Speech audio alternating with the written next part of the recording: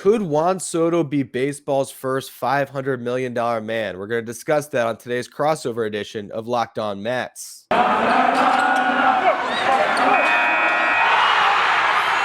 are Locked On Mets, your daily New York Mets podcast.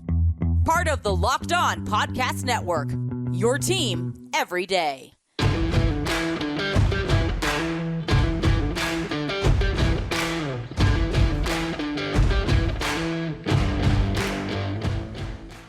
So this is a crossover edition of Locked On Mets and Locked On Nationals. I'm your host, Ryan Finkelstein from Locked On Mets. I got Josh Neighbors from Locked On Nationals with me. We're going to talk today about an article I just wrote for Just Baseball where I compared Juan Soto to Bryce Harper. Very similar situation, same team, same ownership, same GM, same agent of the player. And history has repeated itself. The Nationals are under the 8 ball here to try to get a contract extension done. And if they don't, Steve Cohen in a couple years could be lingering to try to give this guy a huge bag of cash. So first off, Josh, how you doing today? How was the holidays for you? A good time with the family, I hope? Yes, good time with the family. I've got a dog here at home who's ailing, so he's trying to do his best right now to get involved with the podcast as I record. Ryan, I have to warn you here. Yes. You have stepped into the world of internet conjecture. Okay. I also cover college football. For those of you who aren't familiar with college football, this is everything. This message boards, rumor mills. This is my wheelhouse, Ryan. So you might be thinking, I wrote the article. I know it's going to happen here. This is my domain. It might be your show with the graphics and whatnot, but you've stepped into the world of Josh Neighbors. Really, you have. So just going to give you some fair warning right here. Also, I hope your holidays were well. They will. I'm excited to hear your thoughts on this one. So let's start off with the Bryce Harper comparison, because if you look at the stats, I mean, very similar. I think they're off in the first 4 years, but like one home run. The rookie year, they both had the same home runs. And overall, just the numbers are very similar. And they both debut at 19, which sets you up for the situation where they can hit free agency at 26 years old. So why would Juan Soto even want a contract extension? Because Bryce Harper obviously pushed towards free agency with Scott Boras. Doesn't that make us think that history might repeat itself here? Already an unforced error on my part, making sure the dog didn't get there. Yes, it definitely could. I think Nationals fans are worried about that, but I mean, the likelihood that would happen twice, it just doesn't feel correct. Now, situationally, it's different here because the Nationals were trying to win back then, right, in a much more significant way. Like those teams were routinely in the playoffs, and this group right now is in that kind of downward swing. You got to retool and replenish and everything. But Bryce Harper, like you and I talk about this, his value is not just in Bryce Harper, the player, right? I mean, he's an unbelievable player, MVP level player, but it's also in like the star that he is, right? Yeah. You go to a Phillies game and I challenge you to walk around the concourse and look down to the section, look at the backs of people's shirts. What do they say? Harper. Majority is going to say Harper. That is the kind of player Juan Soto is. And this part's also pretty important too. I just think from a marketing sense, like as his English improves, which he is working on, I think that's his star will keep going because he is a really likable guy. And have you ever seen him get interviewed? Smiling guy, fun, his antics in the field. That's just going to keep increasing his star power, his earning potential for a team, and also himself is going to continue to grow. And he's already a star already. Do you really think a team's going to let that kind of entity walk twice? I know the price you have to pay, but imagine that twice. What does that say to your fan base when you've got two generational talents? And to be honest, I mean, I think Juan's actually a better overall hitter. I actually don't think it's much of a weird take. Juan's a better overall hitter than Bryce was, especially at the age Juan is at. He is a much better overall hitter than Bryce was. I think at this age, just kind of complete part of the game. You know what I mean? Just kind of overall looking at how the game, how he hits in all facets. So yeah, I mean, how do you let that kind of player walk twice, Ryan, is the big question. Like, can you do it? Not saying it's out of the realm of possibility, but wow, would you be making a bad business decision if you did that? That World Series is not enough goodwill to allow the fans to forgive you for doing something like that twice, I think. Yeah, that's the thing that is really fascinating to me about this is that World Series does change the math. I mean, when Bryce Harper ended up going into free agency, you did just have Juan Soto's rookie year. So I think it was easier to let him go. But now also you don't have that pressure of winning that first World Series where you gave Max Scherzer the contract, you spent money all over the place. And now I'm wondering how are they going to operate moving forward now that Ted Leonard has that commissioner's trophy in his office? Is he going to look at Juan Soto and say, yeah, I want to give you $500+ million? Because honestly, you look at his value and what he could make. If you're talking about $35 to $40 million a year and a guy who can get a contract like Bryce Harper that's 13 years plus, I mean, $500 million is not out of the question at all.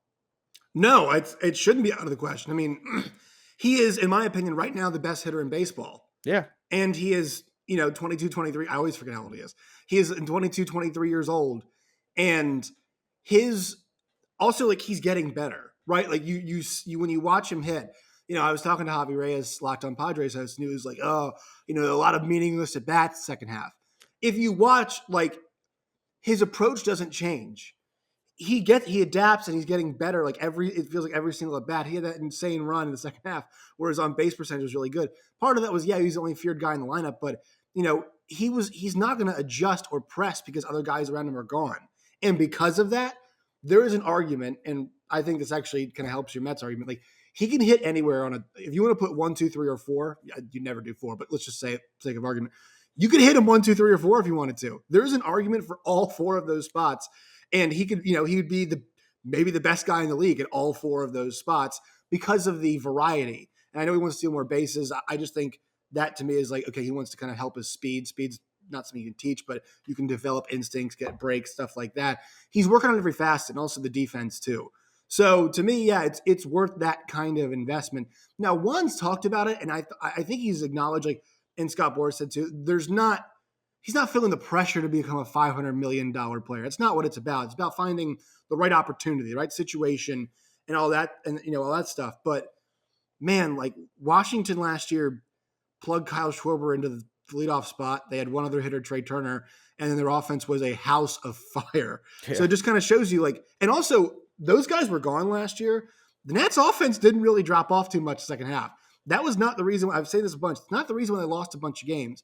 So if you're Juan, you're thinking about the situation, because I think the big thing for me is he mentioned wanting to be in a competitive environment. Like, they don't have to do a ton to get that lineup very competitive again. There's some spots to clean up, but they could plug a few guys in and that thing could hum all over again. So that to me is something that, it should be considered. But the money part of it too is he going to kind of play into the Scott Boras instincts and get as much as possible? Or is he going to take maybe a small discount, sign earlier, right? Like kind of Fernando Tatis did in a certain way, or Wander Franco did in a certain type of way, not really risk the full earning potential or try to reach the full earning potential because, you can still make generational hundreds of millions of dollars now. That's the question, right? That is the question. Are they putting the pressure on the Nationals and saying, Nats, look, you guys aren't coming to us with the offer we want? Or are they saying that publicly to put it off down the line so they can cash in at that free agency spot? That's a big question for me too. I think we should answer that question in just a minute. But first, I want to tell you about Built Bar. It is the new year, so that means New Year's resolutions. If yours is about getting fit or eating healthier, make sure you include Built Bar in your plan. Built Bar is a protein bar that tastes like a candy bar. It makes it so much easier to stick to that resolution because it tastes so good. You'll want to eat it. Unlike other protein bars, which can be chalky, waxy, or taste like a chemical spill, Built Bars taste delicious. They're covered in 100% chocolate. There's so many flavors to choose from, whether it's the coconut almond, peanut butter brownie, raspberry, cookies and cream, salted caramel, mint brownie, and Built Bar is always coming out with new limited time flavors. So check out Built.com to see what's new there. Most Built Bars contain only 130 calories, 4 grams of sugar, 4 net carbs, and 17 grams of protein. If you want to add Built Bar to your diet today, go to Built.com, use the promo code LOCK15, and you'll get 15% off your next order. Again, that's promo code LOCK15 for 15% off at Built.com. So getting back to that timeline of a contract, what's interesting to me is you are clearly in a rebuild right now. Now, the Nationals, I think Mike Rizzo has proven in the past that he can find, like you mentioned, a Kyle Schwarber or a Howie Kendrick, and maybe he can, at this latter stage of free agency, cobble together a team that could contend in 2022. Maybe we don't see that. Maybe Steven Strasburg comes back and all of a sudden everything clicks, but I don't think either of us believe that's going to happen. Doubtful, yeah. Yes. So let's just say 2022 is out. Now you have 2 years to contend with Juan Soto before he hits free agency, and he can arguably win 3 MVPs, and neither of us would be surprised either before he hits free agency. So what I would be concerned with if I'm a Nationals fan is the longer you wait to get a deal done, the more that possibility comes that he enters free agency. And then if you're, Ted Lerner, you do not want to be in a situation where you're negotiating with Juan Soto where a Steve Cohen is in the mix. You don't want that to happen, because Steve Cohen is the guy that will just completely blow an offer out of the water. And if you're talking about the difference in $50 million when you get to that road, I mean, who knows? It's hard to pass up that kind of money. That's where I would caution the Nationals here. Yeah, a big part of this too is like, how does the CBA change at all? Right? Yeah. Are there differences in luxury tax? The luxury tax is a big thing.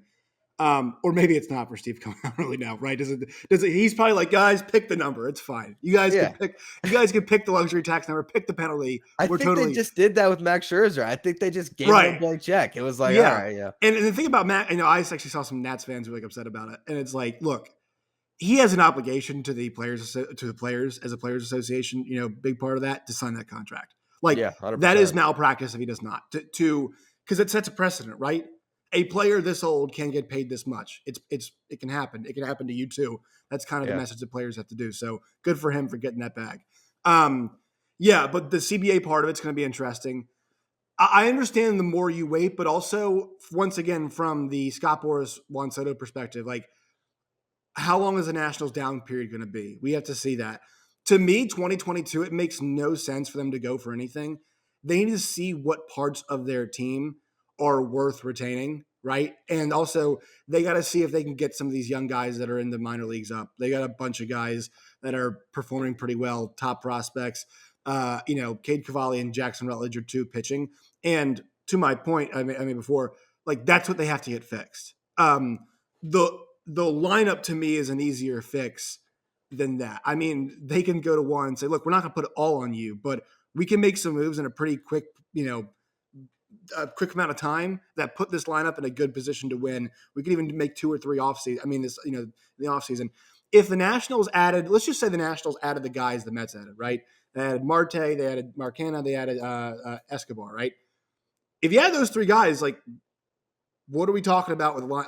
Like we're not talking about the Nationals lineup sucking in 2022. That's not what we're talking about. We're talking about, all right, if the pitching is not just completely god awful, they could be around the mix because they've got the best hitter in baseball on the team, and the lineup's gonna be pretty decent, right? So that to me is where the whole, all right, how competitive can you be thing, that's where it comes in. Now, the limiting factor here, Ryan, is those contracts they've got with Strasburg and Corbin. Corbin's been reliable. He's been going out every 5 days. He's just reliably awful every 5 days this past season. So what does that look like? And then Steven Strasburg, man, it's tough because he had to be the guy they signed, right? He was the crown jewel of this Nationals organization coming into he and Bryce, but Steven before him, crown jewels coming in to kind of take the next era of Nationals baseball. And ultimately in a World Series was the most valuable player and was fantastic. You have to say, look, we made the right choice. This is the right, whatever. The health part is really unfortunate. It's one of those things you just can't see, you can't basically see happening. And Rendon hasn't been healthy either, honestly. Right. I mean, honestly, both were, I guess they would have been screwed either way. But that's the big key to me is how does that pitching come along? Because I really don't think it's that hard to build a winning lineup. I really don't. Yeah. And also think about the World Series team this year. Why did the Braves line up, crush it, kill it? It was the guys they brought in at the deadline. It was those guys who were leading off, who were hitting in big spots. And so it's not like lineup construction is going to be a huge problem for them. It's the pitching part. So I don't think there's going to be as much of a staring around being like, who have you brought in for me? I'm not going to see it as much. I will say I thought trading Trey was dumb because Now, Yeah. if you had just one more piece, they would have been fine in the lineup spot. Different story, though. But yeah, that's kind of my 2 cents on the lineup construction and really the competitive aspect and the Steve Cohen kind of coming at them. How do you fend that off? You got to build a That competitive team. that's also interesting is why didn't they hang on to Trey Turner and look to extend him? Because it's to me, I don't I understand that you can't pay everybody, but you could certainly pay, and I guess you still have Strasburg and Corbin, but to me, it's like, all right, do everything you can to keep Turner and Soto, and you can build a contender with them for the next decade. I mean, that's how good these guys are. I mean, Trey Turner just came off an unbelievable season. So, how does that play into this? I mean, does that point to them saving the money for Soto because they know how much he's going to cost, or is that Lerner basically, getting to a new age here where the Nationals just aren't going to spend? Yeah, everything is situation, right? And you and I have also talked about this. I really do think there's a whole lot of comparing yourself to your neighbors. That's important because in this sport, you play your divisional opponents so often. And I mean, a lot of times like those games are what decide your ability to get in the playoffs. In the National League East, it's so competitive with I mean, at least in terms of how these teams want to build, right? There are going into last season, there were 4 teams that thought they had a chance to win the division, right? The Mets, Phillies, Braves, and Nationals all could have made an argument at some point in time for why they're the best team in the division, right? The Mets had that nice run there where they took first place. The Phillies had a nice little run at one point in time. The Nationals were gangbusters in June, and everything was coming together. And that's the thing is when you look around and you see who else in the division, like that's a huge part of this is that the other teams are more prepared to win right now in this moment. And I think that's okay. You can take a step back. You just can't take a step back for too long. I'm not sure how you feel about that.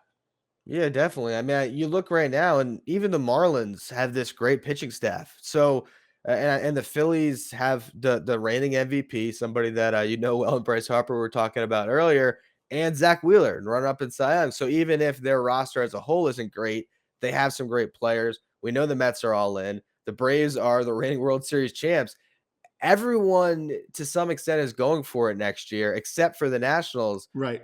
So that just gets back to this point of how are you going to manage the situation with Juan Soto? Because I don't think that you can necessarily trade a Juan Soto. Who would ever want to do that? But it's also like you let this play out too long, and then Right. you get to after the 2024 season and nothing has gotten done, and suddenly you are once again at risk of losing one of these guys for just a qualifying offer. And to do that within the span of 10 years, to have 2 guys debut at 19, have MVP talent or any year that can go out and be the best player in the league, and to not hold on to either of them, that is a huge mistake. Yeah, well, it reminds me of the trade Jacob DeGrom thing, because you brought up trading one. Like when I think about ownership of a team, now these people think about it much differently, but when you're building a baseball team, and that is kind of in which a lot of owners are invested in building their teams.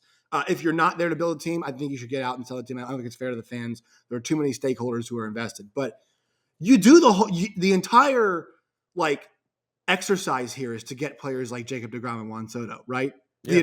It's the entire point. What do? They put asses in seats, they put jerseys on backs, they put wins in the win column. Those 3 things ultimately will make you money. They'll make you money. So that part of it takes care of itself. What are you doing if you let that go? Now, so the Bryce thing, to your point, they let him go and they win. It was the right move, but they kind of saw what they had up and coming, right? That's not there anymore. They can't do that twice. There is nobody putting asses in seats if Juan Soto is gone. He is too valuable, and also like his ability to once again make you competitive.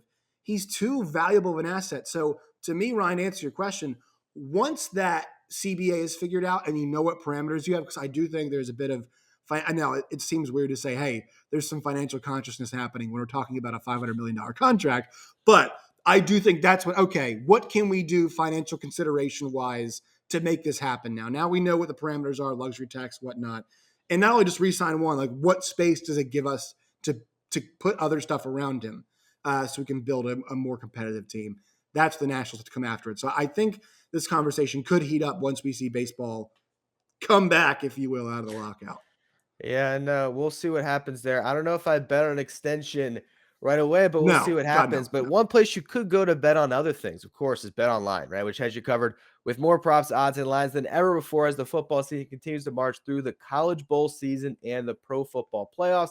BetOnline remains your number one spot for all the sports action this season. Head to their new website or mobile device to sign up today and receive your 50% welcome bonus on your first deposit just by using the promo code Locked On. From basketball, football, NHL, boxing, and UFC, right to your favorite Vegas casino games. Don't wait to take advantage of all the amazing offers available for the 2021 season. BetOnline is the fastest and easiest way to bet on your favorite sports. Bet online, where the game starts. So here's the interesting thing. I want to get into the Scott Boras element of this because he can say all he wants about treating each client, going by their needs and what they Right. want. He's all about setting the next record. I mean, this is the guy who wanted Alex Rodriguez to get $252 million because it was double Kevin Garnett's $126 million contract, which was the biggest contract in sports at the time. That's what he's about. He's about setting the next record. That's why Bryce Harper gets a 13-year deal so that he can get over $330 million.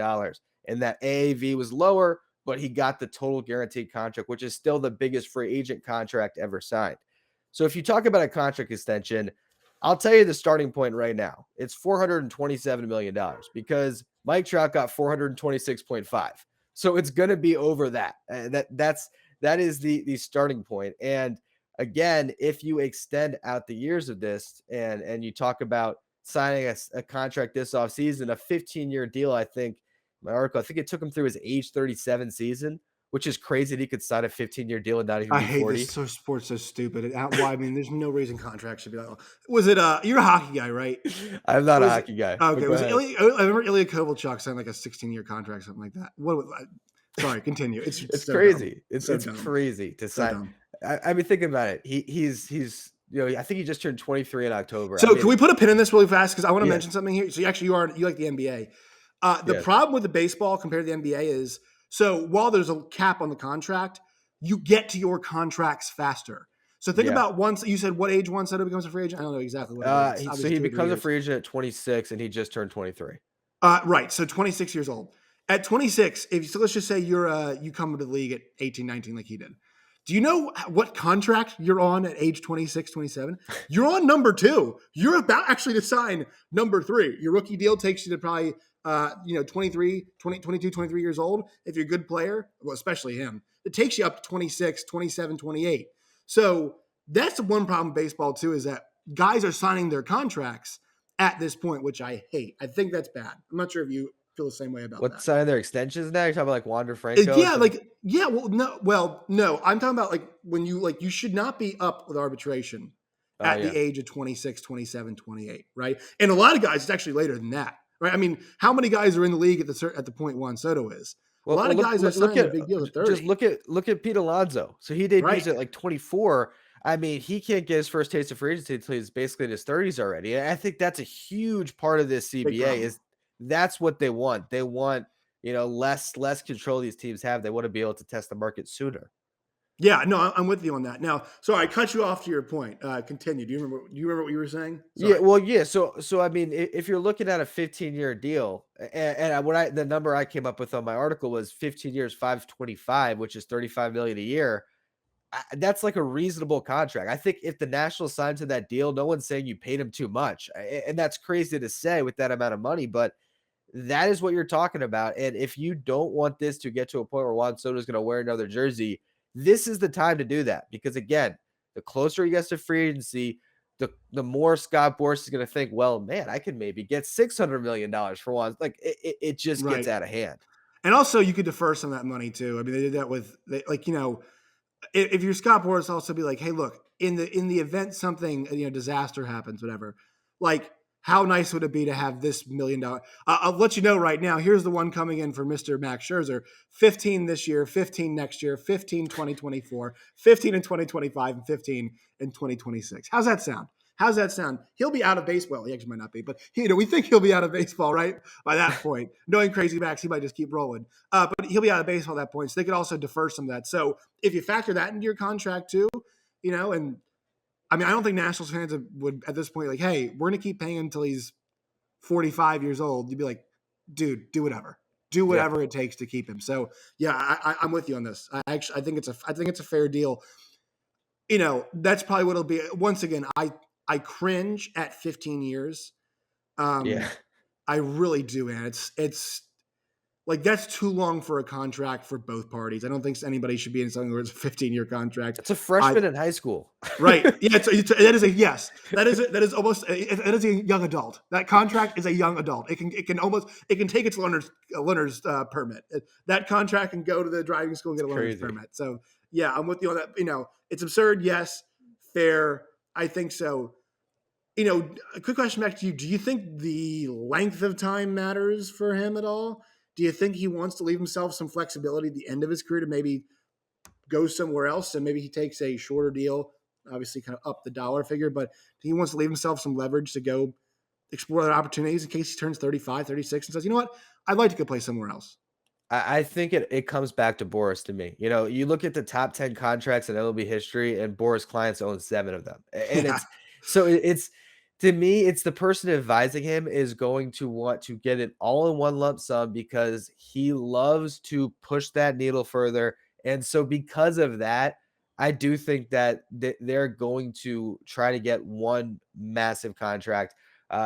Because and if it was a shorter deal, again, the problem is that extension bar for Mike Trout was set at 426.5. So it's got to be more than that. So maybe it's a 12-year deal like Mike Trout's, and he can hit free agency again at whatever it is, 34. You also could see a contract where they get that type of a big deal with an opt-out so that he could test free agency again. But it's all about that first headline. It's all about Soto. Do you think Scott Boras is good for the Players Association and for players? I mean, like it's good they're getting paid this much, but do you think the stigma, like, because I'm usually pro player, but do you think like the stigma that he causes from ownership and kind of, because I think the owners like almost view the Players Association as like Scott Boras, like all the players, like let's view them as a bunch of people represented by Scott Boras, because that's kind of guys that kind of almost drive a lot of it. Do you think he's good for the sport, generally speaking? He's so polarizing. I think that, look, for his clients, even though so many people hate him, I mean, we just talked about Max Scherzer. Max Scherzer next year is going to be making $68 million altogether. Like he's going to make like 2.5 at a start. Who knows? It's insane. So for his clients, I guess you could say that, he does his job well. That's his job. But as we're in this point right now, is he good for the game of baseball? I would say he's one of the big roadblocks in getting this new CBA signed, because the last one ended up being very owner friendly. And I believe that the MLBPA started to employ more of Scott Boras's people to represent them through this process to get the best deal possible. So yeah, he kind of is in a weird way like the shadow head of the MLBPA right now. And if you're looking at a staring match between him and Rob Manfred, I feel like this is where we're going to get into the point where this lockout can really extend. Do you have anything else on the Juan stuff? Because I actually wanted to talk to you about Ken Rosenthal for a second. Not sure if you've done that yet. I have not hit on that. The one thing I got to mention for the Mets listeners, the Mets did sign Juan Soto, Juan Soto's younger brother. I saw that. Oh, can we talk about the SNY article? Yeah, go ahead. Okay, so like Juan Soto's a fit. Duh. Yes. Yeah. Where's he not a fit? So situations. So like people are like 30 teams. Okay. There are some situations where like, look, like do the Dodgers need Juan Soto to win a championship or a title, or whatever? Are they better off investing in other places besides who is going to be, right/left, whatever the hell you want to play, right, left field. You can actually play both, so it's fine. Yeah. No. Would he make sense to the Phillies? Sure. Could they afford him? No. So they're not 30 teams where he makes sense, just logistically, logically, right? There are a lot of teams where he still makes sense. There are a lot of teams that could just say, you know what, this is the guy we're going to open up the checkbook for. And there are basically, as I just mentioned, all of the teams that'd be like, yeah, we can use a left fielder. Yeah, we can use a right fielder. That's fine. Is it Juan Soto? Yeah, we'll push whoever's in right field, except for like 1 or 2 exceptions over. And also, let's just say he went to the Phillies, they could just play him in left. Like he used to play left field. He'd be totally fine there. So the idea was like, is he a fit? Yes, he is a fit. Thank you for pointing out the obvious. I do like the Nationals play-by-play broadcaster Bob Carpenter said this is tampering. I was like, I can't tell if he's being serious or being playful or not. But yeah, that article definitely stirred up some consternation. Very much message board fodder to me. Yeah, I mean, honestly, I'd play Juan Soto at shortstop to get his bat in the lineup. I really don't care. Like, he might be better than Tatis at shortstop. Honestly, I think there's a chance that he could. oh man, what's Javi gonna say about that? He and I went after it about the. So I'm sure you remember. He laughed at me. We had a conversation where he laughed and actually posted the clip on Twitter when I said I think I'd rather have Trey Turner playing shortstop for me than Fernando Tatis, and he laughed. And then a month later, they put Tatis in the outfield because he was so bad at fielding. Which I want to revisit that and say, look, in the playoffs, who is less likely to put a ball into the seats throwing to first? Trey Turner. And also offensive drop off. Come on, not big enough. But just wanted to point that out. So I do think Juan Soto could probably do a better job than Tatis at shortstop. Probably. Who knows? It's interesting conversation. I don't think we'll ever see it, but no. I think overall, I mean, the point is of this podcast, Juan Soto, if you're the Nationals, just pay the man. Just get on the phone with Scott Boras. It's going to hurt a little bit. Just pay him. Could you imagine him also another one of their guys go into a division rival? Bryce in Philadelphia and Juan in New York. Like kick in the nuts to Nationals fans. I mean, that would be absolutely awful. Can we talk about Ken Rosenthal before we get out of here? Yeah. We can talk Ken Rosenthal. So I've always wondered about this. Like when I see Ian Rappaport tweet stuff, I'm like, wow, Ian sometimes gets some scoops that aren't great for the league. I think they actually have some awareness. The NFL does. It's like, look, we might not feed him stuff that's, try to feed him stuff that's potentially bad about the league, but like, we're not going to stop him from being a journalist per se. Right.